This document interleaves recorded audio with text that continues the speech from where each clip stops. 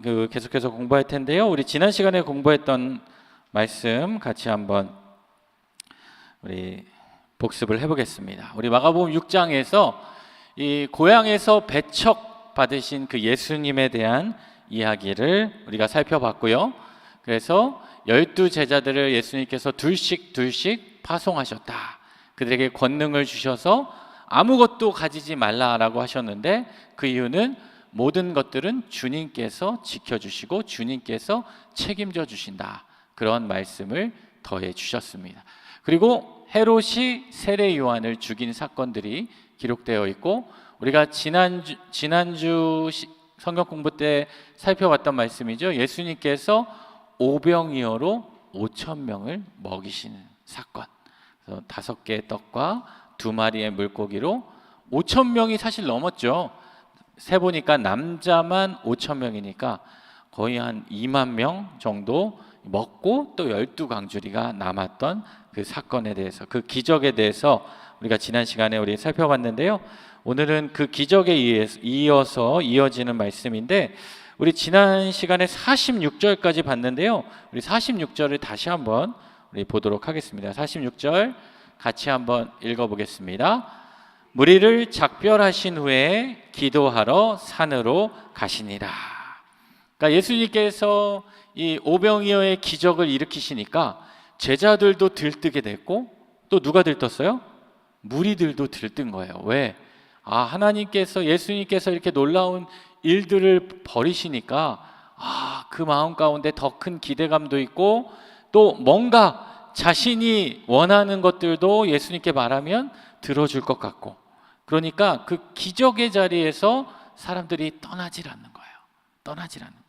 여러분, 정말 뭔가 이렇게 즐겁고 기쁘고 그러면 어떻게 돼요? 우리가 그 자리에 계속 머물러 있고 싶은, 저는 그런 경험을 했는데 여러분도 같이 경험하셨을 텐데, 한번 생각해 보면 2002년 월드컵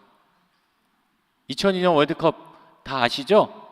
네, 제가 대학부에서 얘기했더니 모르더라고요.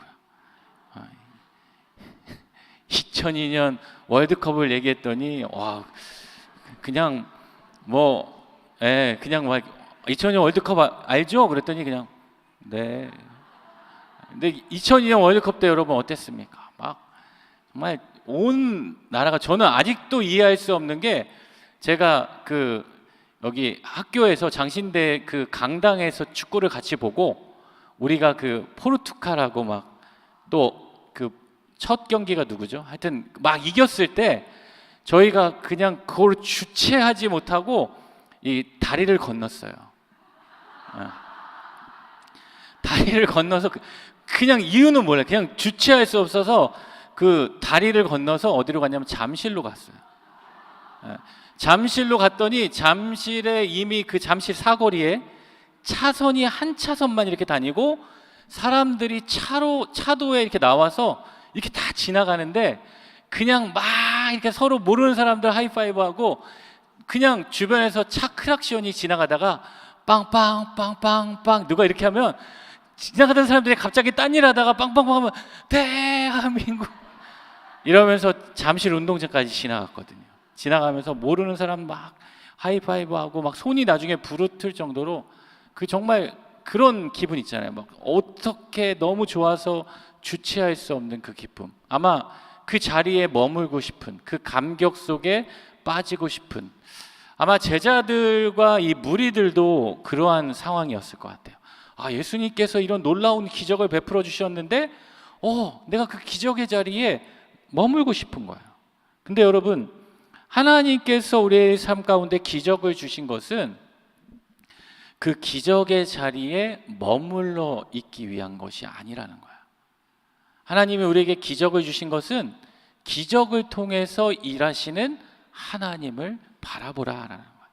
여러분, 고난이 우리에게 주는 사인도 뭐예요?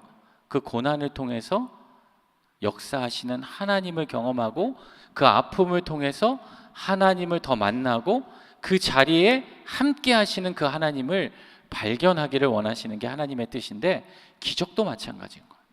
그 기적을 통해서 내가 그 하나님의 은혜를 깨닫고 그 은혜의 자리에 그냥 머물러 있는 것이 아니라 어떻게 해요? 일상의 삶의 자리로 나아가는 것을 우리 주님은 원하셨다라는.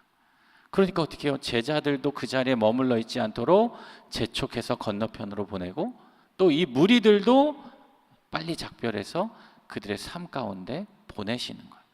보내시는 이유는 무엇 때문일까요? 그들이 받은 그 은혜와 사랑을 함께 전하고 나누라라는 거예요. 그러니까 우리가 은혜를 입고 은혜를 받은 것은 어떻게 해요? 그 자리에 머물러서 끝나는 것이 아니라 세상 가운데 나아가서 또 우리가 빛과 소금의 사명을 감당하는 거예요. 그러니까 주일에도 우리가 주일날 이 예배를 드리고 뭐 성경 공부의 자리도 성경 공부를 통해서 하나님의 은혜를 경험하게 되면 그 은혜를 가지고 어떻게 해요? 세상 가운데 가는 거예요. 세상 가운데 가서 그들에게 복음을 전하고 그들에게 내가 받은 은혜를 전하고, 그러한 삶이 예수님께서 우리에게 주신 삶이라는 거예요. 그러니까 여러분, 우리가 주일에만, 어떤 사람은 주일에만 그리스도인으로 사는 분들이 있어요. 교회에만 와서, 교회에서는 누구보다도 거룩한 분이에요. 와, 저분 보면 막 그냥 딱 느낌인데 이름에 써 있어요. 이마에 거룩. 네, 주일날은 완벽해요. 뭐 예배 시간에도 뭐 자세도 틀어지지 않고, 설교 말씀할 때도 정말 꼼짝하지 않고 막 이렇게 듣고. 우리 교회는 이렇게 뭐 설교할 때나 이럴 때 별로 반응이 없잖아요. 여러분 아시죠? 그냥 뭐 해도 아멘 이렇게 얘기 안 하잖아요. 근데 제가 두 번째로 사역했던 교회는요, 그 반응이 커요. 그러니까 크다는 것보다 좀 심할 정도로 목사님이 한마디 하면은 아멘, 아멘. 어떨 때는 목사님이 아멘 좀 그만하세요, 이 정도. 그렇게 표현이 심한 교회도 있어요. 그래서 거기는 기도회를 하면 여러분 그냥 우리 같이 기도합시다, 그냥 통성으로 기도합시다가 아니라 주여 삼창을 합니다. 무조건. 근데 주여 하면 버릇이 없다고 주님으로 불러요. 주님. 근데 그게 그 경건하게 살아가는데 월요일이 되면 그 삶이 또 180도 달라지는 거예요. 180도 달라져서 일주일 동안 또 세상에 충실하고, 세상의 이치와 가치에 내가 최선을 다하고 살다가 또 주일이 되면 또 다시 거룩해지는. 여러분 어떻게 보면 우리의 모습이 그런 모습일 수 있어요. 여러분 썬데이 크리스천이라고 들어보셨죠? 썬데이 크리스천, 그런 분들이 이럴 수 있다. 그래서 특별히 누가 그러냐면, 우리 주중에도 교회 나오시고 또 주중에 뭐 새벽 기도회, 3일 기도회, 또 뭐 원래회, 뭐 기도회, 이렇게 성경 공부에 나오신 분들은 그래도 좀 덜해요. 왜냐하면 그래서 나와서 계속 그런 자리에 있는데, 직장 생활을 하시는 분들은, 내가 어쩔 수 없이 주일밖에 드리지 못하는 분들은 그런 모습을 보이기가 쉽다라는 거예요. 그래서 한 목사님이 어떤 책을 썼는데 그 책의 제목이 뭐냐면, 제목이 뭐예요? 월요일의 그리스도인이라는 거예요. 월요일의 그리스도. 많은 신앙인들이 주일의 그리스도인으로 살아가는데 우리가 어떤 월요일에도 그리스도인이 삽니다. 여러분 또 도전해 보세요. 화요일의 그리스도인, 수요일의 그리스도인. 그러니까 일주일 내내 우리는 삶의 자리에서 그리스도인으로 살아가야 된다.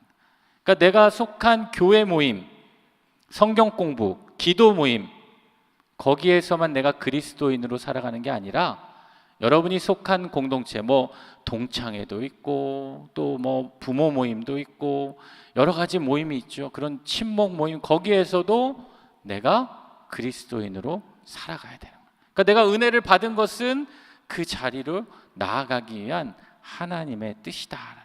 그러니까 여러분 우리 한 사람 한 사람은 사실 예수님께서 제자들을 부르시고 제자들에게 말씀을 주시고 복음의 능력을 주시고 그들을 어떻게 하셨어요? 둘씩 파송하셨잖아요. 우리도 마찬가지인 거예요. 선교사님들만 파송받은 게 아니라 주님의 제자된, 주님의 백성된 우리 한 사람 한 사람은 다 우리가 속한 자리에서 월요일에 그리스도인으로 살아가는 자들이 되어야 된다라는 거예요. 그리고 예수님께서도 그들을 보내시고 어디로 가셨다고요? 산으로 가셨다. 산으로 가신 이유 뭐 여러 가지 이유가 있겠지만 그 중에는 예수님은 기도하기 위해 가신 거예요. 제가 마가복음에 나오는 예수님의 기도하는 모습을 찾아보니까 크게 한 세 가지로 정리할 수 있어요. 첫 번째는 마가복음 1장에 많은 병든 자들을 고치시고 나서 또 많은 사람들이 몰려드니까 또 그 자리를 피해서 산으로 가셔서 기도하십니다. 그리고 오늘 이 오병이어로 5천 명을 고치시고 나서 또 예수님이 산으로 가서 기도하셔요. 그리고 뒤에 마가복음 14장에 보면 최후의 만찬 후에 그 겟세마네 동산에 가서 예수님이 기도하신다. 어떤 일을 시작할 때도 기도하지만 어떤 일을 마칠 때에도 기도하신다. 여러분, 우리의 인생도 마찬가지예요. 내가 어떤 일을 시작할 때 그리고 마칠 때 기도할 수 있어야 돼요. 그러니까 우리가 아침에 일어나서, 여러분 제일 먼저 일어나자마자 하나님께 기도하십니까? 예. 그리고 주무시기 전에도 기도하세요? 예. 식사할 때는 기도하시죠? 예. 기도해야 된다. 기도해야 돼. 내가 시작과 끝에 기도의 자리로 나아가야 된다. 그래서 때로는 이게 형식적일 수도 있어요. 내가 기도하는 게 형식적으로 느낄 수 있지만 그러한 기도를 통해 나의 시작과 끝이, 여러분 시작과 끝이 조금 고상한 말로 하면 뭡니까? 성경적 용어로 시작과 끝, 알파와 오메가, 알파와 오메가. 시작과 끝이 정말 하나님께 기도하는 그러한 삶을 예수님께서도 보여주셨다라는 거예요. 그래서 그렇게 기도하시고 47절 말씀을 읽어보겠습니다. 저물매 배는 바다 가운데 있고 예수께서는 홀로 무태 계시다가. 자, 이제 날이 저물었어요. 이제 사람들도 보내고 제자들도 보내고 날이 저물게 되니까 배가 바다 가운데 있다라는 거예요. 근데 이 동일한 본문이죠. 평행 본문. 요한복음 6장 19절을 보니까 조금 더 자세하게 기록되어 있는데, 요한복음 6장에는 어떻게 기록되어 있냐면 제자들이 노를 저어서 그 배가 12어리쯤 갔다라는 거예요. 12어리쯤. 여러분 심리가 4km죠. 그러니까 12어리 정도 되면 몇 킬로 갔다는 거야? 한 4, 5km 정도 갔다라는 거예요. 근데 예수님이 계시던 그 배가 출발했던 제자들을 보냈던 그 지역에서 이 원래 가려고 했던 그 벳세다, 그 가버나움 그쪽으로 가는 거리가 한 8km 정도 된다라고 해요. 그러면은 8km 거리에 지금 한 4, 5km 정도 갔으면 배가 지금 어디 중간에 바다 가운데 머물러 있다라는 것을 알 수 있게 되죠. 그러니까 꽤 열심히 간 거예요. 노를 젓고 열심히 간 거예요. 그리고 예수님은 어디 계시다고 그래요? 홀로 무태 계시다는 거예요. 무태. 여러분 묻이 어디입니까? 묻. 땅이라고 할 수 있어요. 땅. 바다가 아닌 육지 땅. 그러니까 이 제자들을 보내시고 예수님은 땅에 계셨다. 왜 홀로 무태 계셨을까라고 하면 여전히 기도하셨을 수도 있고 또 혼자 그 시간을 보내고 계셨던 것 같아요. 때로는 우리의 신앙생활 가운데에도 이런 혼자 내가 머물러야 하는 그 시간들이 필요합니다. 우리가 흔히 독대의 자리라고 하죠. 그 독대의 자리에서 내가 하나님을 만나는 그 시간이 필요한 거예요. 여러분 이거는 절대적인 시간이 필요한 거예요. 내가 하나님을 경험하고 하나님과 대화할 수 있는 친밀함을 이룰 수 있는. 여러분 우리가 하나님께 기도하지 못하는 이유 가운데 하나가 뭐냐면 하나님과 친하지 않기 때문이에요. 친하지 않기 때문에. 여러분 친한 사람들 지금 한번 떠올려 보세요. 나랑 정말 친한 사람들 일주일에 몇 번 만나세요? 일주일에 친한 분들, 친한 권사님들, 친한 집사님들 일주일에 최소한 2-3번은 만나잖아요. 그렇죠? 친한 분 없으세요? 친한 분들은 자주 만나잖아요. 밥도 같이 먹고 그렇죠? 뭐 좋은 거 있으면 어디 구경도 같이 가고, 제가 보니까 친한 분들은 어디 여행도 같이 가시더라고. 그렇게 계속 사이좋게 지내다가 또 헤어질 때 어떻게 돼요?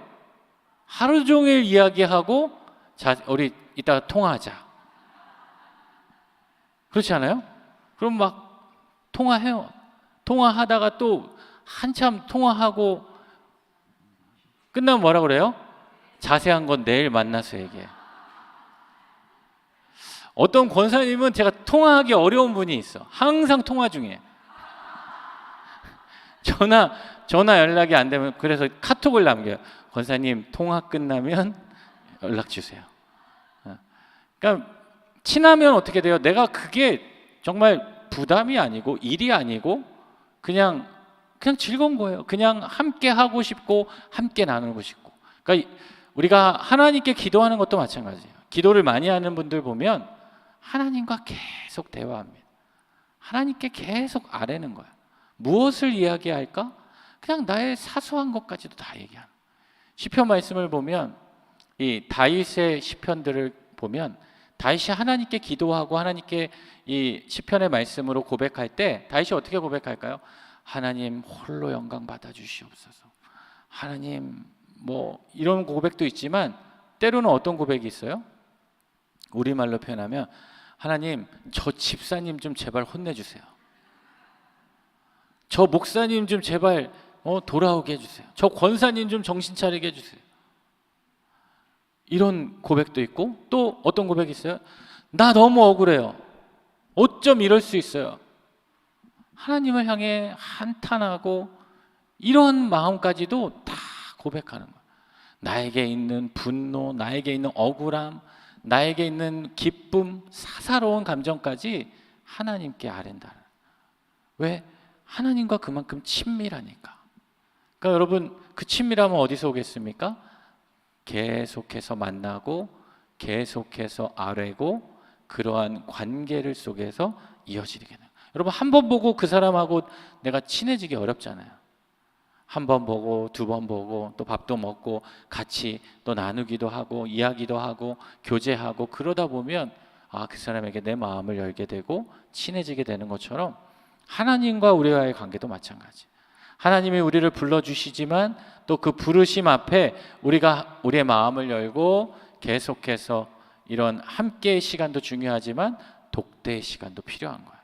그러니까 예수님도 마찬가지였어요. 하나님 앞에 절대적으로 그 시간들을 지켜가면서 날이 저문 그 시간, 아마 뒤에 보면 이 제자들이 그 풍랑 가운데 예수님의 은혜를 입었던 시간이 사경쯤이라고 하니까 지금 시간은 이제 처음 시작하는 저녁 시간이죠. 한 6시부터 9시 정도, 밤 그 정도 시간이 되었을 것 같아요. 그때까지 예수님은 기도하시면서 준비하고 계셨다라는. 자, 48절 말씀 또 읽어보겠습니다. 바람이 거스름으로 제자들이 힘겹게 노젓는 것을 보시고 밤 사경쯤에 바다 위로 걸어서 그들에게 오사 지나가려고 하시매. 자, 제자들이 열심히 노를 저어서 가고 있는데 바람이 거슬렀다라는 거예요.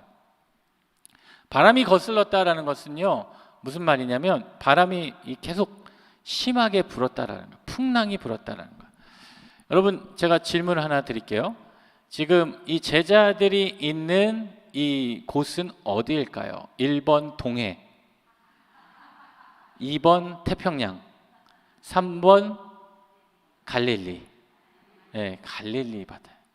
그러면 그 명칭을 떠나서 우리 기준으로 한번 생각해 보세요. 갈릴리 바다는 호수예요, 바다예요? 네, 원래는 호수죠. 민물이니까 호수예요. 그런데 이 히브리 사람들은 특별히 이 바다와 호수를 구분하지 않았다고 해요. 그러니까 그 단어 자체가 바다라고 부르기도 하고 또 호수라고 부르기도 한다. 그리고 갈릴리 바다는 실제로 바다만큼 너무나 크기 때문에 그곳은 바다라고 불렸다. 그래서 이 영어로도 그 갈릴리 바다라고 해요. Sea of Galilee 이렇게 돼 있거든요. 근데 여러분 아무리 바다라고 불러도 거기는 호수잖아요. 근데 그 갈릴리 바다는 좀 특징이 있어요. 이 갈릴리 바다를 보면 이 해수면이 이 이스라엘의 왼쪽은 어떤 바다가 있어요? 지로 시작하는 지중해가 있어요. 예, 예, 예. 근데 그 지중해보다 이 갈릴리 바다는 높을까요, 낮을까요? 예, 내륙에 있는데 낮아요. 여기 보시면 이렇게 올라가다가 확 떨어지죠. 거기 아래가 그 갈릴리 바다가 있는 거예요. 요단강이 이렇게 흘러 들어와서 갈릴리 바다에서 흘러서 밑에 사해로 가는 그 라인이 이 한마디로 말하면 해수면이 지중해보다 약 200m 아래에 있습니다. 그리고 북쪽에는 어떤 산이 있냐면 헐몬산이 있어요. 우리가 헤르몬산이라고도 불리는 그 높은 그 헐몬산은 만년설이에요. 막 여름에 가도 그 눈이 쌓여 있을 정도로 높은 고지대인데 그 헐몬산에서부터 거센 북동풍이 불어오고 또 옆에 지중해로부터 이 남서풍이 이게 불어오기 때문에 이 갈릴리 바다는요 수시로 풍랑이 일어온다라는. 그러니까 정말 때로는 이렇게 잔잔하기도 하다가 거친 풍랑이 계속해서 치게 된다는. 그러니까 이 제자들이 이 풍랑이 친다는 게 그냥 잔잔한 호수에 무슨 풍랑이 쳐 그냥 적당히 흔들렸나 보지 이게 아니라 정말 그 깊은 바다에 가면 이게 풍랑이 오는 것처럼 그런 풍랑이 실제로 찾아오게 된다. 제가 갈릴리 바다에 갔을 때는요 이런 상황이었어요. 이 왼쪽 보면 약간 파도 같은 이 물결 보이세요? 네, 이 물결이 보여요. 근데 제가 갔을 때는 좀 잔잔했던 수준이었어요. 근데 이게 심해지면 정말 이 배가 어려울 정도로 그러한 모습이 있다라는.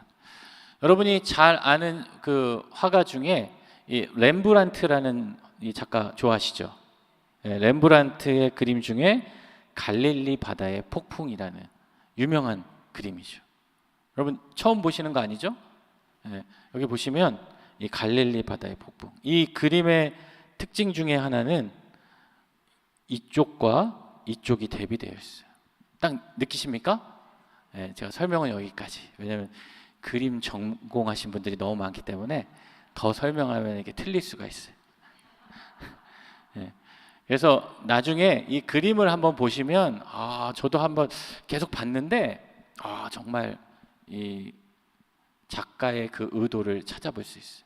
여기 렘브란트의 모습이 여기에 표현되어 있습니다. 예수님의 제자들 12명이 탔는데 이 그림에는 한 명이 더 탔어요. 그 사람이 렘브란트 자신의 작가라는 그 그림을 여러분 지금 잘 안 보이시죠? 작아서 인터넷에 가시면 이 그림을 찾아볼 수 있으니까 그림을 보면서 묵상하는 것도 좋습니다. 보면은 이 성경을 우리가 묵상하는 방법 중에 이 하나님 말씀을 통해서 계속 묵상도 하지만 이런 명화들이 있어요. 이런 명화들을 통해서 그 성경의 이야기를 또 이렇게 깊이 묵상해 보면 더 풍성한 묵상을 할 수 있게 됩니다. 그래서 이 바람이 거슬렀다. 그래서 제자들이 힘겹게 노를 저었다라고 하죠. 제자들이 힘겹게 노를 저었다. 힘겹게라는 단어는 그냥 힘들었나 보다 이 정도가 아니라 그 원어적인 뜻은 괴롭게 고통을 당할 정도로 노를 졌다라는 거예요. 왜요? 풍랑이 너무 심하게 부니까 이 노를 저어도 제어가 안 되는 거예요. 잘못하다가는 정말 배가 뒤집힐 것 같고 정말 어려울 수 있는 그런 상황에서 괴롭게 고통을 당하면서 힘겹게 노를 젓고 있었다. 그런데 그때 밤 몇 시예요? 사경. 사경이 몇 시냐면 새벽 3시부터 6시 시간입니다. 이 시간 구분은 이 밤을 4개로 나누는 거예요. 6시부터 몇 시까지? 그 다음 6시까지 이렇게 나누는데 1경은 오후 6시부터 9시까지고 2경은 오후 9시부터 자정까지고 그 다음에 3경은 자정부 12시부터 3시까지고 그리고 3시부터 4시까지가 사경이에요. 여러분 이해되세요? 그러니까 3시간씩 이렇게 나누다 보니까 3, 4, 12, 3, 4, 12, 12시간, 6시부터 6시까지. 그래서 지금 새벽 3시부터 6시쯤 된 거야. 그러니까 예수님이 아까 기도하고 혼자 계셨을 때가 저녁 해 지는 그때니까 한 1경쯤 됐는데 지금 2경, 3경이 지나서 적어도 6시간 이상의 시간이 지났고 제자들은 힘겹게 거기서 이 사경을 헤매면서 사경을 맞이했다라는 거야. 그리고 그때 예수님께서 그들에게 오사 지나가려고 하셨다. 사실 예수님께서 이 제자들에게 오셨는데 제자들의 관점으로 봤을 때는 그들의 예수님이 오셔서 옆을 지나가는 것처럼 느꼈다고 고백을 해주고 있습니다. 그래서 그들 곁으로 예수님이 오고 계시다.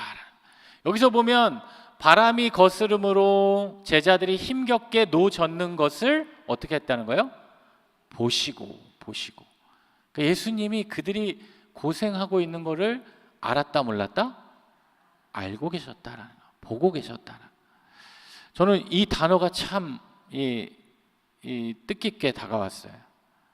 때로는 우리가 그 힘겨운 삶의 자리, 내가 막 고군분투하고 혼자 싸우는 것 같고 아무도 나를 몰라주는 것 같고 그냥 외로이 견디고 있는 그 자리인 것 같지만 오늘 말씀을 보면 예수님은 그 모든 과정을 어떻게 하셨다고요? 보고 계신다.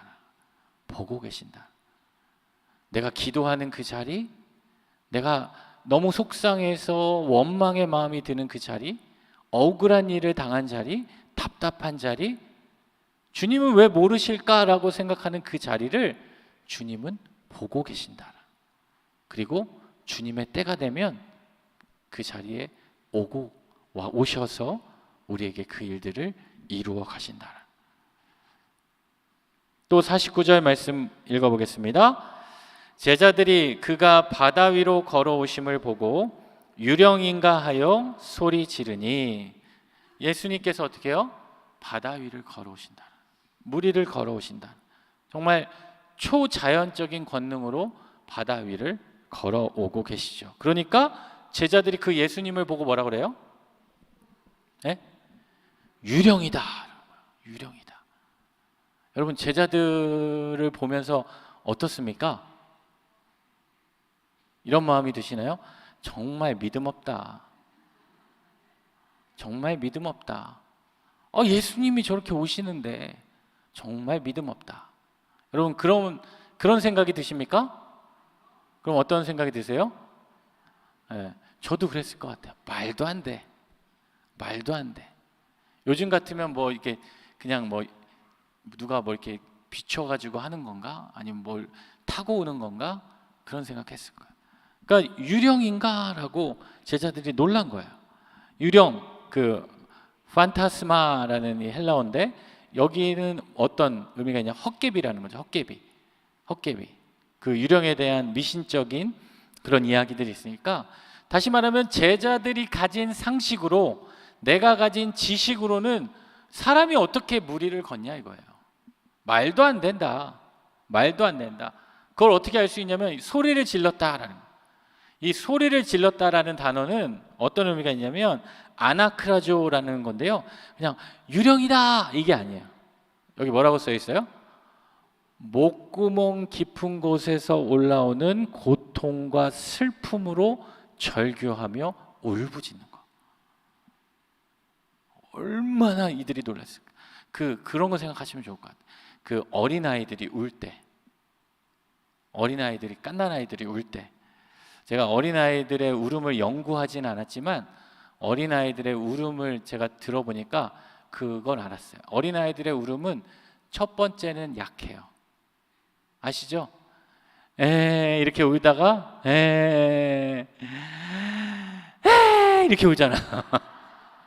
그렇죠? 그러면 첫 울음이 시작됐구나. 정말 목숨 걸고 울잖아요. 막 울면서 막 땀을 뻘뻘 흘리면서. 지금 그런 상황이에요. 제자들이 지금 소리를 지르는데요. 너무나도 놀랍고 말도 안 되고 정말 그 두려움 가운데 어떻게 유령이 이렇게 나타날 수가 있지? 그러면서 그런 두려움 가운데 지금 소리를 지르고 있다는. 신약 성경에 이 단어가 제가 찾아보니까 한 5번 정도 쓰였대요. 5번 정도 쓰였는데 주로 이 단어를 누가 썼냐면 귀신들이 사용했어요. 귀신들이, 여러분 우리 앞에서 살펴봤지만 귀신들이 누굴 보고?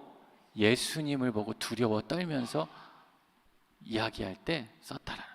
그러니까 지금 제자들은 귀신들도 예수님을 보고 예수님인 줄 알고 두려워 떨며 이 단어를 썼는데 제자들은 어떻게 돼요? 예수님을 보고 정말 귀신인 것 같은, 유령인 것 같은 그러한 생각에 소리를 질렀다라. 그러니까 이 제자들이 예수님을 어떻게 생각하고 있었는지 우리는 생각해 볼 수 있죠. 제자들이 예수님을 바라볼 때 예수님은 어떻게 생각했냐?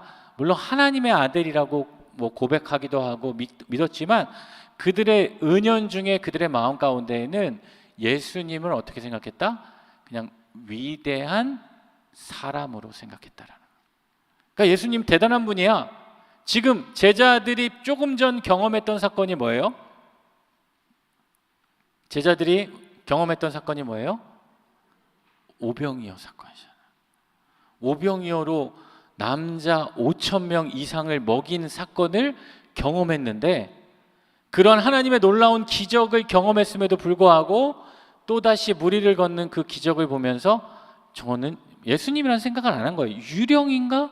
하고 소리 질렀다는.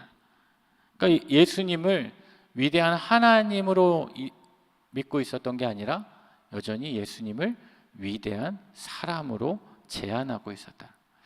여러분 우리의 믿음을 한번 생각해 보면 좋을 것 같습니다.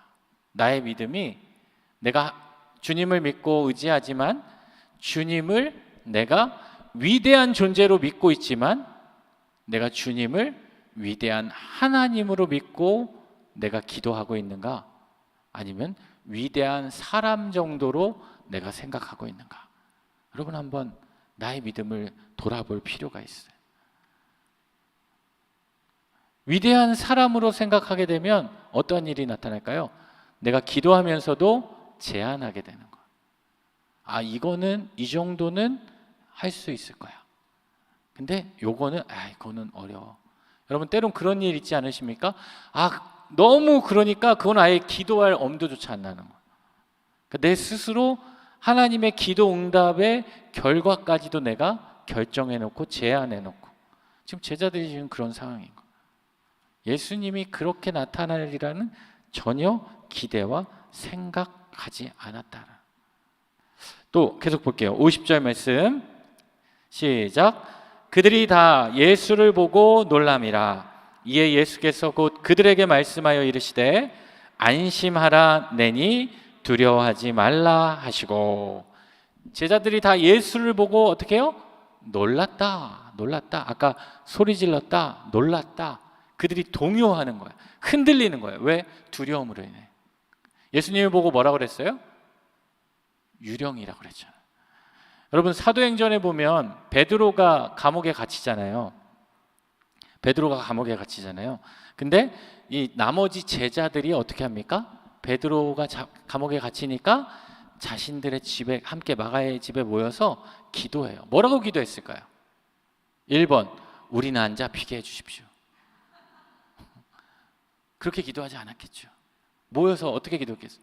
베드로가 빨리 풀려나게 해주십시오. 근데 베드로가 풀려나서 그 집에 왔어요. 그러니까 막 노크하는데 안 열어주잖아요. 그리고 종이 나와가지고 봤는데 베드로인 거예요.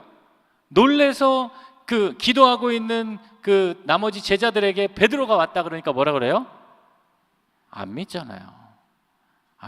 지금 그런 상황이에요. 우리는 기도하면서도 그 결과가 에이 설마 그럴 때가 있다라는 거예요. 그게 우리 인간의 연약함인 거야.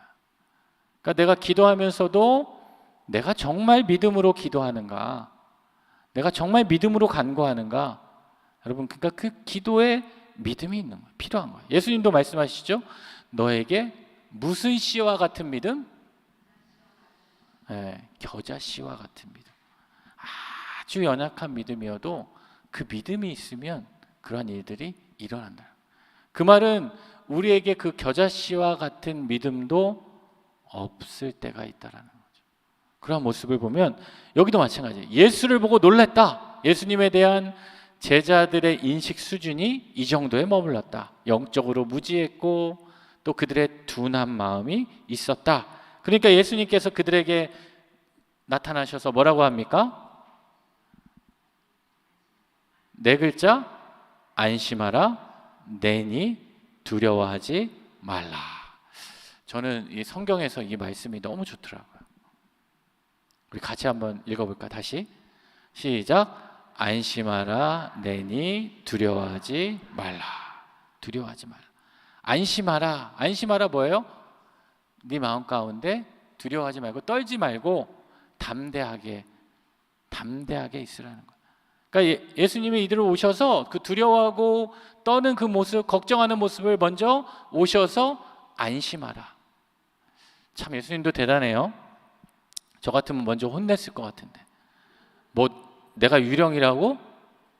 너 베드로 너 나 유령이라고 그랬어. 내가 기억할 거야. 야 안드레 너 벌점 30점. 너 도마 너 벌점 마이너스 몇 점. 저는 딱 이렇게 해서 갔는데 예수님은 딱 오시자마자 그들을 먼저 위로하시는 거예요. 안심하라. 그리고 자신이 누구인지 얘기해요. 근데 자신이 누구인지 이야기하는데 나는 누구고 얘기 안 해요. 예수님 딱 한마디 하죠. 뭐라 그래요? 내니 나야. 더 이상 필요 없는 거죠. 나야. 그 모세가 하나님의 부르심을 받고 바로 앞에 설 때 내가 그들에게 가서 내가 누구라고 당신을 누구라고 얘기합니까? 그러니까 하나님께서 뭐라고 해요? 나는 스스로 있는 자다. 나는 나다. 지금 그 이야기를 하는 겁니다. 나는 나이다. 그러니까 이 제자들에게 그리고 나서 뭐라 그럽니까? 뭐 하지 말라? 두려워하지 말라. 이 두려워하지 말라라는요 그냥 두려워하지 마, 겁내지 마 이게 아니야. 즉각 그 두려움을 멈추라는 거야. 금지 명령. 두려워하지 마. 또 그 마음에는 믿음을 촉구하는 마음이 있는 거예요. 저는 성경에서 이 말씀이 참 좋더라고요. 두려워하지 마. 하나님은 우리에게 우리의 인생 가운데 두려움이 없다라고 이야기하지 않으세요. 성경을 제가 찾아보니까 두려움이 없다라고 얘기하잖아요.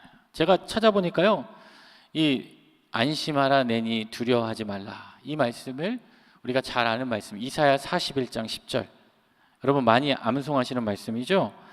이사야 41장 10절 옆에 같이 한번 읽어볼까요? 두려워하지 말라 내가 너와 함께함이라 놀라지 말라 나는 내 하나님이 됨이라 내가 너를 굳세게 하리라 참으로 너를 도와주리라 참으로 나의 의로운 오른손으로 너를 붙들리라. 네, 너무 힘이 되는 말씀이에요. 성경에서 제가 찾아봤어요. 그래서 두려워하지 말라. 그래서 성경에 두려움이 몇 번 나올까? 저 옛날에 어떤 분이 366번이 나온다는 거예요. 두려움이 366번이 나와서 그분이 1년이 365일인데 왜 두려움이 366번이니까 이게 거기에 이제 맞춰서 해석을 해보니까 그러면은 366번이 나오는데 왜 1년은 365일인데 그분이 처음에 그랬거든요. 365일 1년 내내 그 두려워하지 말라라고 366번인데 한 번이 더 있잖아요. 생각해 보니까 4년마다 윤달이 있네요.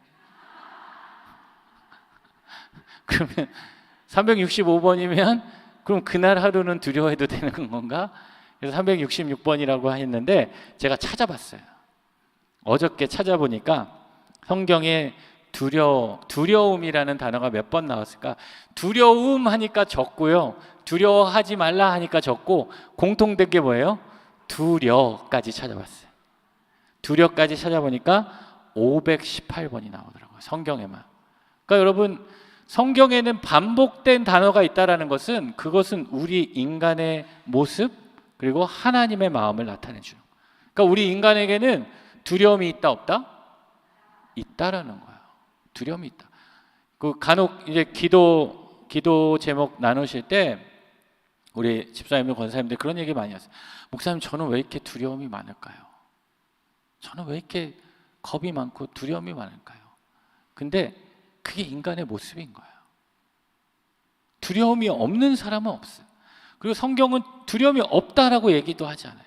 그런데 하나님께서 우리에게 하시는 말씀은 어떻게 얘기하냐? 두려워하지 말라라고 해요. 그러니까 두려움이 우리에게 있을 수 있지만 우리는 그 두려움을 어떻게 할 수 있다? 이길 수 있다라는 거예요. 이길 수 있다라는 거예요. 왜요? 누가 있기 때문에? 안심하라. 누구? 내니. 주님이 있기 때문에. 주님이 있기 때문에 우리는 그 두려움을 이겨낼 수 있다라는 거예요. 여러분 철학 좋아하십니까? 철학? 네, 철학 좋아하세요? 네, 좋아하시는 분도 계시고 저는 별로 이렇게 좋아하진 않았지만 이 철학가 중에 현대 철학을 아주 이 기초를 세운 분 중에 칸트라는 사람이 있어요. 칸트 아시죠? 이 칸트라는 사람이 독일의 가장 위대한 철학가이고 또 근대의 가장 위대한 철학자고 현대 문화의 철학자, 정말 철학의 아버지라고 할 수 있는 이 사람이 많은 책을 썼고 많은 이론을 세우고 많은 또 글들도 읽었는데 이 사람이 평생을 많은 글들, 사상들을 연구하면서 그가 깨달은 게 있다라는 거야. 모든 글들을, 책들을 내가 많이 읽어봤지만 내 마음을 고요하게 하고 내 마음에 기쁨을 주고 위안을 주는 이 문장은 이 문장이었다는 거예요. 여러분 독일어 하시는 분들은 Du bist bei mir. 왜요? 당신이 나와 함께 하신다. 당신이 나와 함께 하신다. 여러분 이 당신이 하나님이겠죠. 하나님이 나와 함께 하신다. 이게 유식한 말로 뭡니까? 임으로 시작해요. 임마누엘. 네. 임마누엘. 하나님이 나와 함께 하신다. 함께 하신다. 왜 두려워하지 않을 수 있냐? 그 두려움에서 우리가 어떻게 견딜 수 있냐? 뭐 때문이라고요? 임마누엘 때문이에요. 하나님이 우리와 함께 하시기 때문에 우리는 두려워하지 않을 수 있다는. 여러분 시편 말씀을 보면 다윗이 고백하잖아요. 여호와는 나의 목자시니 내게 부족함이 없으리로다. 어떻게 해요? 때론 사망의 음침한 골짜기에 내가 다닐지라도 해를 두려워하지 아니하실 것은 주께서 나와 함께 하심이라. 나와 함께 하시기 때문에. 그렇기 때문에 우리는 그 두려움의 자리에서 견딜 수 있고 이길 수 있게 된다.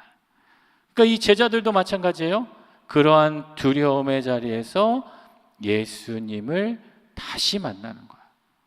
안심하라 내니 두려워하지 말라. 여러분 우리 인생의 두려움의 자리에서 우리가 누굴 만나야 돼요? 주님을 만나야 돼요. 그 주님이 함께 하심을 깨닫게 될 때 그 두려움을 이길 수 있게 되는 줄 믿습니다. 우리 10분 쉬었다가 또 이어가도록 하겠습니다. 독대하는 시간, 그런 시간을 가져보길 원하시는 분은 여기 신청해 주시면 좋겠습니다. 교회 사무실에 아마 신청하실 수 있으실 거예요. 그래서 기간은 다음 주 금토 이 수양관에서 진행되는데 여러분 한번 시간 내실 수 있는 분들은 한번 이렇게 참여하시면 좋을 것 같습니다. 네, 그래서 영성마을 한번 참여하실 수 있는 분들은 참여하시면 좋겠습니다. 네, 그러면은 51절 우리 같이 한번 읽어보겠습니다. 시작. 배에 올라 그들에게 가시니 바람이 그치는지라 제자들이 마음에 심히 놀라니. 자, 예수님께서 찾아오셔서 안심하라 내니 두려워하지 말라라고 말씀해 주시고 이제는 배에 직접 오르시는 거예요. 그리고 올라서 그 제자들에게 다가가시니까 어떤 일이 일어나요? 바람이 그치는지라. 그쳤다라는 것은 칼로 잘라내듯 완전히 멈췄다는, 한순간에 그냥 딱 멈췄다는. 이게 왜 가능할까요? 그냥 자연스럽게 바람이 그냥 멈춘 것이 아니라 칼로 잘라낸 듯 완전히 멈췄다는. 여러분 홍해바다 사건도 그렇죠. 홍해바다도 보면 그냥 물이 바다가 이렇게 하다가 물이 점점 떨어져서 바다가 육지가 된 게 아니라 어떻게 해요? 물이 바다가 갈라져서 그 물이 딱 옆에는 물길이 있고 이스라엘 백성들이 가는 그 길만 길이 됐다라고 하죠. 그 출애굽기 말씀을 보면 그 땅이, 여러분 물이 말랐으면, 물이 가다가 물이 점점 줄어들면 여러분 그 땅은 어떻게 되겠어요? 바다 땅 개펄이니까 질퍽질퍽 할 거 아니에요. 근데 땅이 메말랐다라고 그러거든요. 그게 바로 하나님의 일하심이죠. 하나님의 놀라운 일하심. 바람이 그치게 되었다.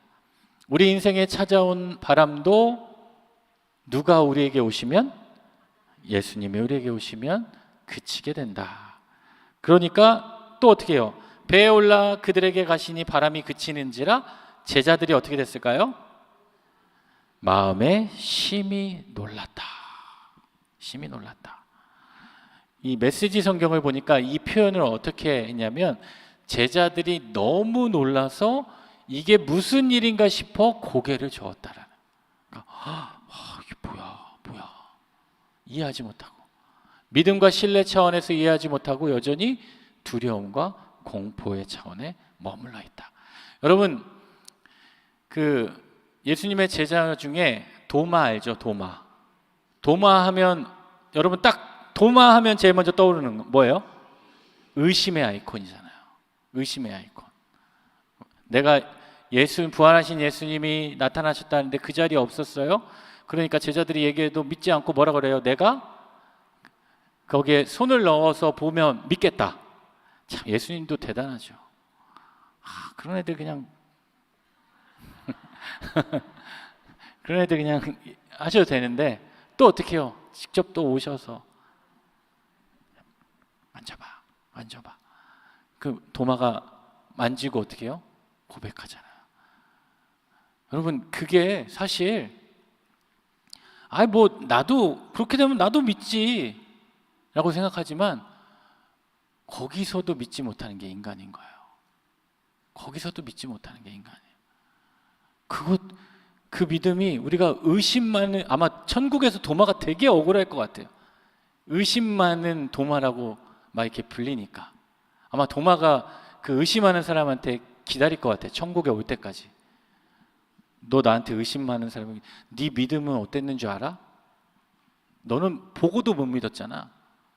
하나님이 그렇게 많이 역사하셨는데도 못 믿었잖아. 근데 그것도 대단한 믿음인 거예요. 지금 제자들이 지금 그런 상황이에요. 지금 예수님이 오셨어요. 무리를 걸으셨어요. 풍랑이 잠잠해졌어요. 그럼에도 불구하고 여전히 놀라게 되었다. 그래서 52절 같이 읽어보겠습니다. 이는 그들이 그 떡 떼시던 일을 깨닫지 못하고 도리어 그 마음이 둔하여졌음이로라. 여기 나오잖아요. 깨닫지 못했다. 그 일을 경험하고도 이미 오병이어를 기적했고, 뭐 그 이전에도 이미 예수님께서 많은 기적을 베풀어 주시면서 예수님의 신적인 능력, 하나님의 아들로서 하나님의 놀라운 능력을 나타내시는 분이심을 보여줬음에도 불구하고 이 제자들은 깨닫지 못했다. 권능을 행하신 분이 신성을 가지신 예수님이심을 깨닫지 못했다. 그리고 이들의 관심은 어디에 있었다는 거예요? 기적에만 있었던 거예요. 그러한 일들이 현상적으로만 나타나기를. 그러니까 사실 예수님께서 그 기적의 자리에서 계속 이 사람들을 흩으시고 다른 데로 가라고 일상의 삶으로 보낸 이유가 기적에만 관심을 기울이고 있었던 그들의 모습이 있었기 때문에. 그러니까 이들이 어떻게 됐다는 거예요? 둔하여졌다. 그들의 마음이 돌과 같이 딱딱해지게 됐다. 우리는 완악함이라고 하죠. 하나님의 뜻을 깨닫지 못하는 강팍한 마음. 제가 요즘 개인적으로 예레미야 말씀을 묵상하고 있는데, 예레미야를 보니까 그래요. 예레미야가 이 백성들을 향해서 계속 예언합니다. 하나님이 주신 말씀을 계속해서 선포하지만, 돌아와라, 돌아와라, 돌아와라, 돌아와라. 너 이제 끝이다. 돌아와라, 돌아와라. 너희 진짜 마지막이야. 돌아와라. 그래도 안 돌아와. 너희 심판받을 거야. 그래도 안 돌아와. 계속 끝이다, 끝이다, 끝이다 하면서도 하나님은 계속해서 기회를 주고 돌아오라고 하지만 그 백성들은 끝까지 돌아오지 않습니다. 그러니까 예레미야의 마음은 어때요? 막 너무 슬픈 거야. 너무 아픈 거야. 그러니까 나중에는 그런 고백까지 하죠. 내가 다시는 여호와를 선포하지 아니하며 그의 이름으로 말하지 않겠다. 그런데 그 예레미야의 마음은 어떻습니까? 그런데 그런 결단을 하는 그 자리에서 내 중심이 불붙는 것 같고 답답하여 견딜 수 없다. 그런 마음을 가지고 예언했기 때문에 우리가 예레미야를 눈물의 선지자라고 이야기하잖아요. 눈물의 선지자. 그럼에도 불구하고 돌아오지 않는 그 백성들. 근데 어쩌면 그게 이 제자들의 모습이고 오늘 우리들의 모습일 수 있다. 그래서 내 마음이 어떻게 해요? 둔하여지지 않게 깨어 있어야 돼요. 둔하여지지 않게 어떻게 해요? 계속해서 내 마음을 만져야 돼요. 여러분 잘 아실 텐데 그 수제비 반죽해 보셨잖아요. 수제비를 맛있게 하는 비법이 뭡니까? 반죽을 계속 해야 돼요. 계속 해야 돼요. 그리고 이게 손으로 하는 거하고 또 기계로 하는 거하고 다르잖아요. 그렇죠? 손으로 막 이게 그럼 부드럽게 돼서 그렇게 먹잖아요. 우리 마음도 마찬가지예요. 계속해서 내 마음을 만져야 돼요. 근데 무엇으로 만져요? 하나님의 말씀으로, 또 하나님의 기도로, 하나님의 찬양으로 둔하여지지 않게, 살아서 숨쉬게, 살아서 움직이게 계속해서 내 마음을 가꿔야 된다. 자, 그렇게 해서 제자들이 깨닫지 못했다. 그리고 풍랑이 멈추게 되고 53절 말씀 같이 읽어볼게요. 시작. 건너가 게네사렛 땅에 이르러 대고. 자, 이제 그 배가 어디로 갔다는 거예요? 게네사렛으로 갔다는 거예요. 자, 지도를 보시면 원래 가려고 했던 곳은 여기 가버나움이에요. 근데 그 옆에 게네사렛이 있죠? 그래서 그 곳으로 갔다는 거예요. 근데 사실 그 사투리로 거가 거예요. 거가 거기예요. 그곳이 비슷한 지역, 멀지 않아요. 바로 옆이에요. 그곳에 가서 도착하게 됐어요. 그 게네사렛이라는 땅은 넓은 평야로 이루어진 곳이에요. 비옥한 지역. 원래는 가버나움이었지만 아마 풍랑 때문에 배가 가려던 곳을 못 가고 좀 옆으로 갔던 것 같아요. 자, 그곳에 배를 태고 54절 시작. 배에서 내리니 사람들이 곧 예수신 줄 알고. 이제 제자들과 함께 예수님께서 그곳에 내리니까 사람들이 곧 예수이신 줄 어떻게 했다? 알았다. 그러니까 알고 사람들이 어떻게 했어요? 대충 하는 것이 아니라 저 사람이 바로 그 예수구나, 많은 기적을 베푸시고 많은 일들을 했던 그 예수님이구나 라는 것을 알고 사람들이 모여들기 시작했겠죠. 또 55절 같이 읽어볼게요. 그 온 지방으로 달려 돌아다니며 예수께서 어디 계시다는 말을 듣는 대로 병든 자를 침상째로 메고 나아오니. 온 지방을 달려 돌아다니면서 예수께서 어디 계시다는 말을 듣는 대로 병든 자를 침상째로 메고 나왔다. 그러니까 뛰어다니면서 예수님을 만나려고 예수님이 가는 곳곳마다, 그리고 병든 자를 왜 침상째로 데리고 왔어요? 낫게 하기 위해서. 그러니까 정말 막 간 거예요. 제가 어렸을 때 기억나는데, 어렸을 때 어떤 기도원 같은 데 가면, 여러분 그 기도원 옛날에, 지금은 그런 기도원 없는 것 같은데, 옛날에 기도원을 가면 기도원이 그냥 이렇게 의자가 없고 넓은데 그냥 바닥이에요. 바닥이고 다 방석 깔고 앉아있고.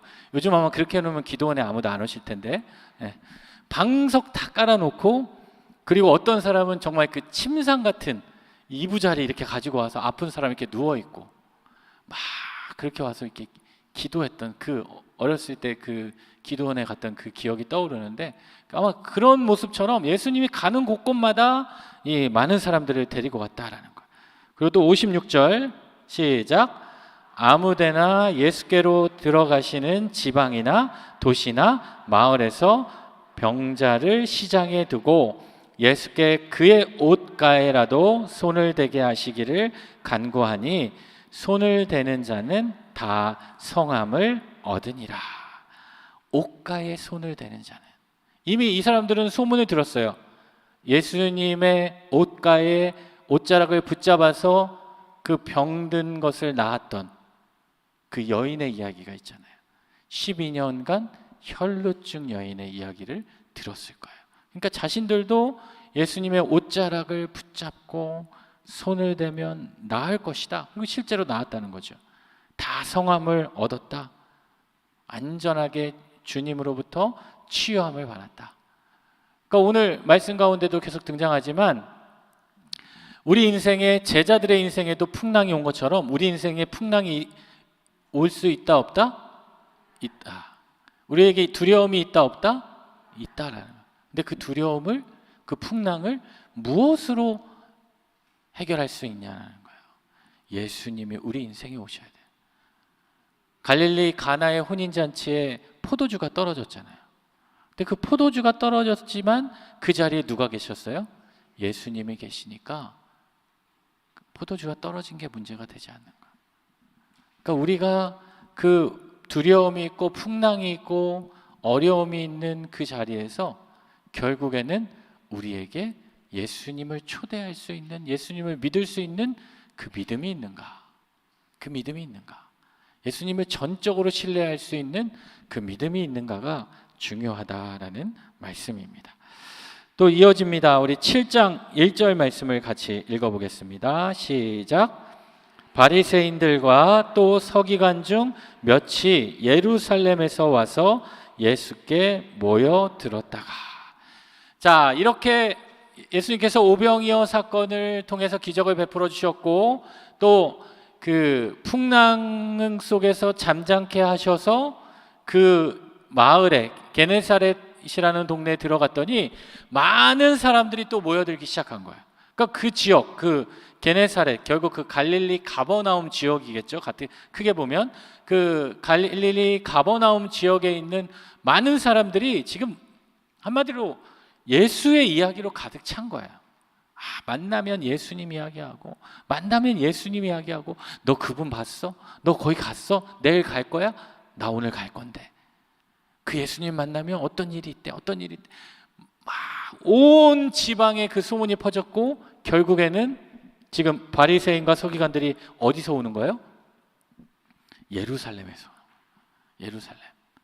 예루살렘에서 지금 이 예수님이 계신 이 가버나움까지 얼마나 걸리나 제가 구글에서 찾아보니까 오늘날 기준으로 한 2시간 40 몇 분이 걸려요. 차로 가면.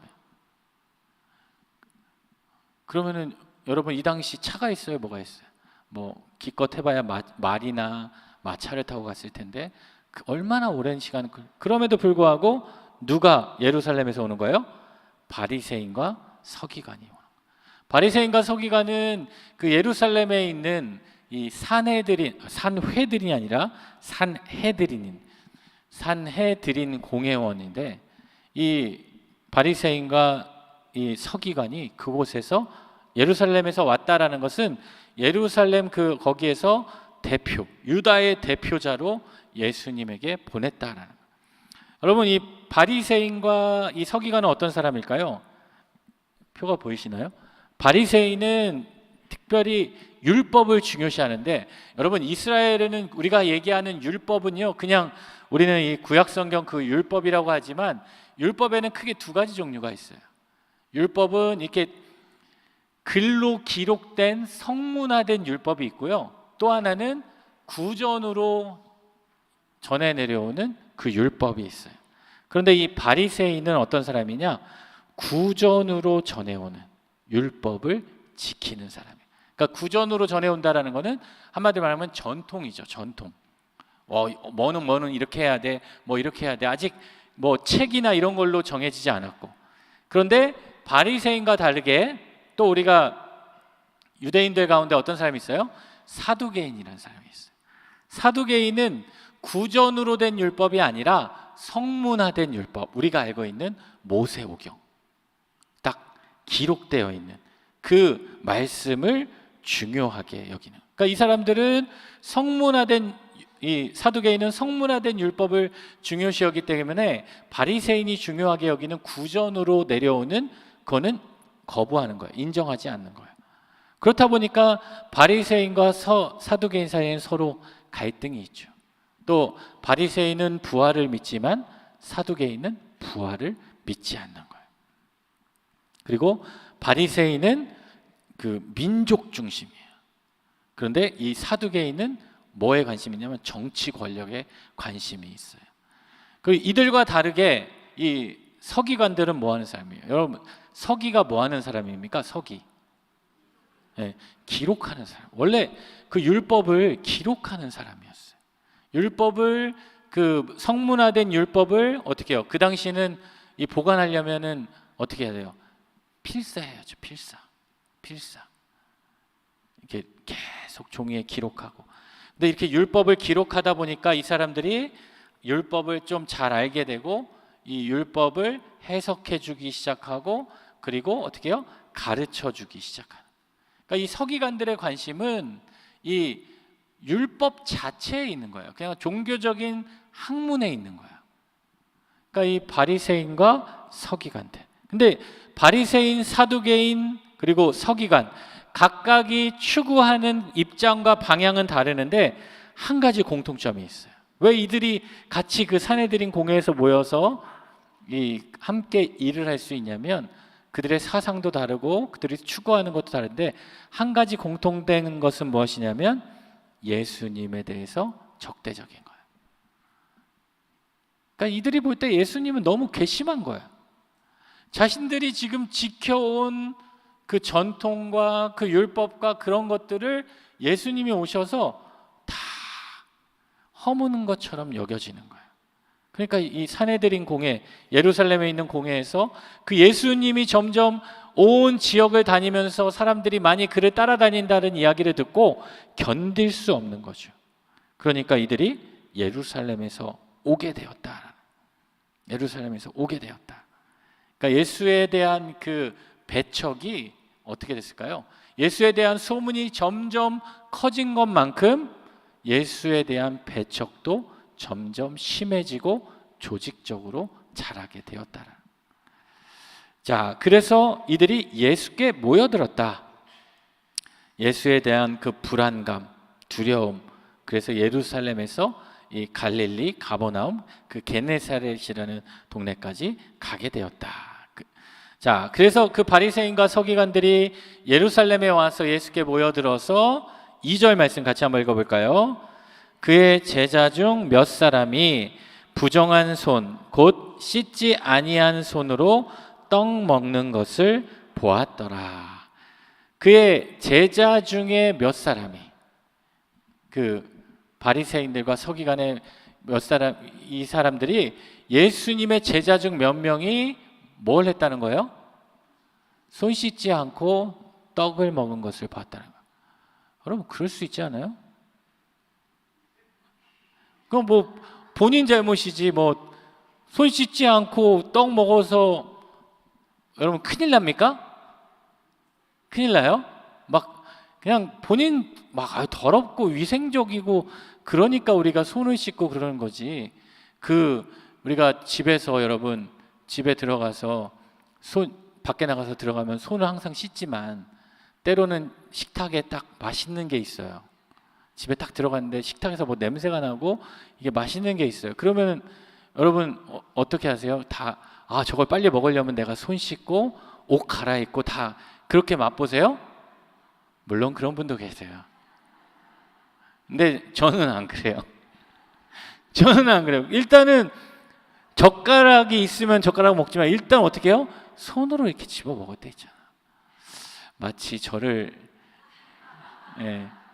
야만인처럼 바라보시는데, 여러분 물론 손 씻고 먹으면 좋지만 또 근데 그게 그렇게 죄가 되진 않다라는 거야. 그게 큰 죄가 되진 않다라는. 그런데 이들에게는 그것이 어떻게 평가하고 있어요? 부정한 것이다라고 여기는 거예요. 원래 부정하다라는 것은요, 이 단어로는 코이노스라는 단어인데 이거는 원래는 평범한 일상적인, 그러니까 나쁜 의미가 아닌 거예요. 여러분, 평범한 게 좋아요, 나빠요? 일상적인 게 나빠요, 좋아요?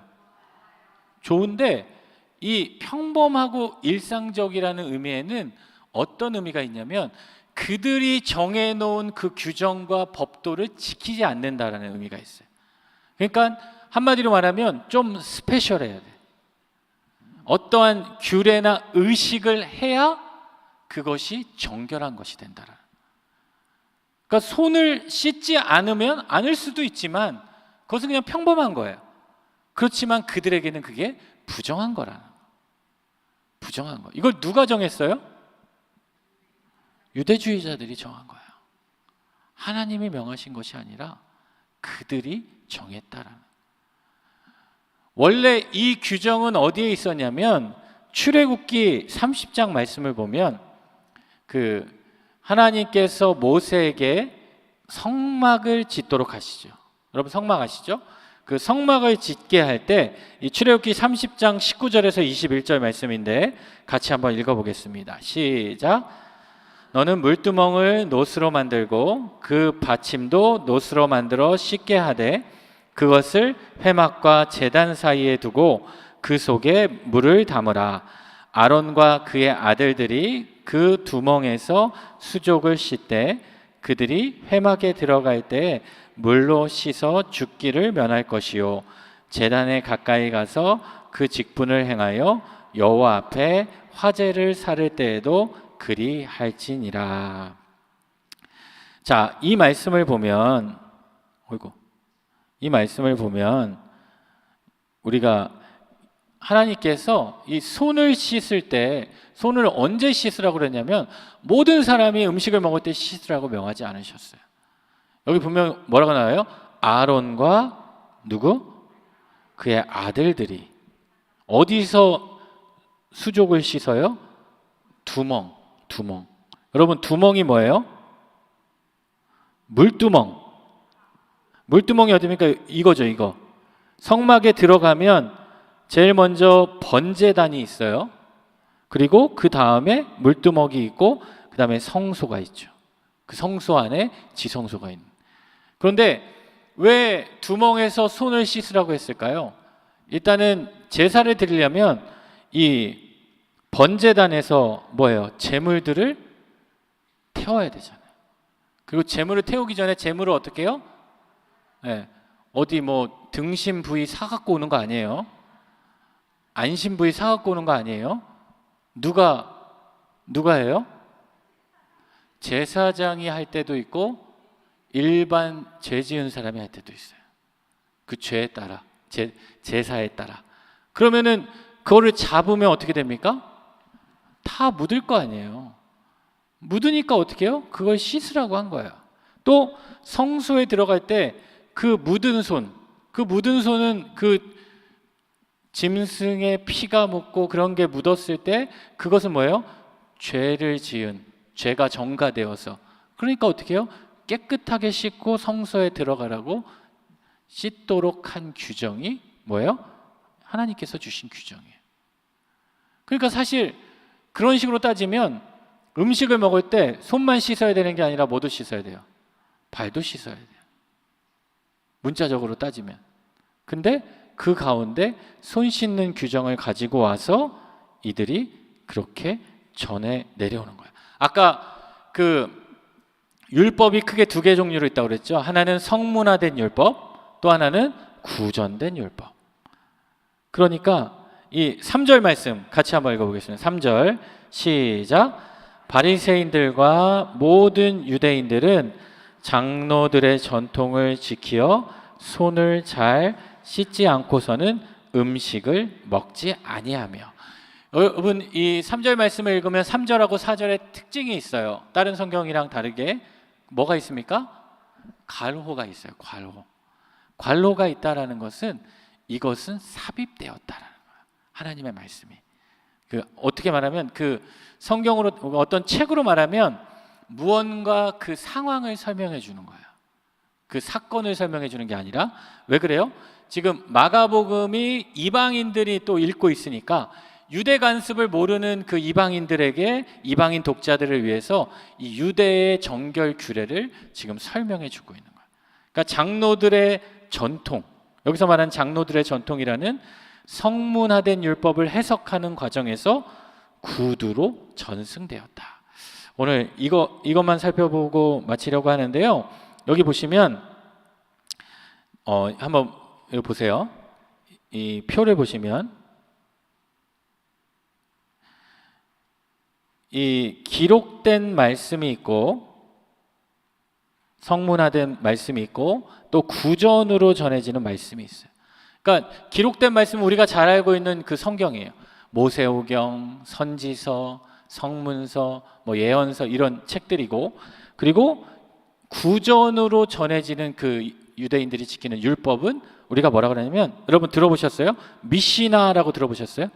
미시나, 유대인의 그거는 이 말로 전해져 오는 그들의 전통을 200년, 그러니까 이 예수님 시대가 지나고 AD 200년경에 그게 이제 글로 만들어진 것이 미시나라는 거고, 여러분 미시나라는 건 잘 모르지만 여러분 탈무드 들어보셨죠? 탈무드가 바로 그 미시나. 탈무드가 뭐냐면 그 유대인의 구전으로 내려오는 그 율법들을 모아놓은 책이 미시나인데, 그 미시나를 또 해설한 그 게마라라는 게 있어요. 그러니까 탈무드에는 그 미시나, 그 구전으로 내려오는 율법과 그 율법을 해설하는 게 포함된 게 탈무드라는 거예요. 이해되셨죠? 그래서 그러한 것들을 이 사람들은 믿고 있었다. 그러니까 모세가 성문화된 토라, 또 구전으로 전해진 토라, 이게 지금 장로들의 전통으로 지켜지고 있다라는. 그러니까 사실 하나님이 주신 그 율법의 말씀이 아니라 그들이 그걸 가지고 그들의 삶에 적용하는 그 규칙, 규례들을 계속해서 이들은 지켜오고 있었다라는. 그러니까 여러분, 우리가 무엇을 믿고 무엇을 듣고 행하느냐 중요한 거예요. 하나님의 말씀을 내가 바르게 듣고 하나님이 주신 말씀을 지켜야지. 우리 뒤에도 나오는데 하나님의 계명이 아닌 사람의 계명을 하나님의 계명처럼 여기는 그러한 모습들이 지금 이 바리새인과 그 서기관들의 모습 가운데 나타나게 된다는. 그러니까 예수님께서 그 땅 가운데 오셔서 계속해서 얘기했던 게 그거죠. 너희는 사람의 계명을 지키고 하나님의 계명을 무시하고 있다. 그 얘기를 하고 있는 겁니다. 오늘은 여기까지 우리 같이 성경 공부하고요. 우리 구역 본과 잠깐 우리 보도록 하겠습니다.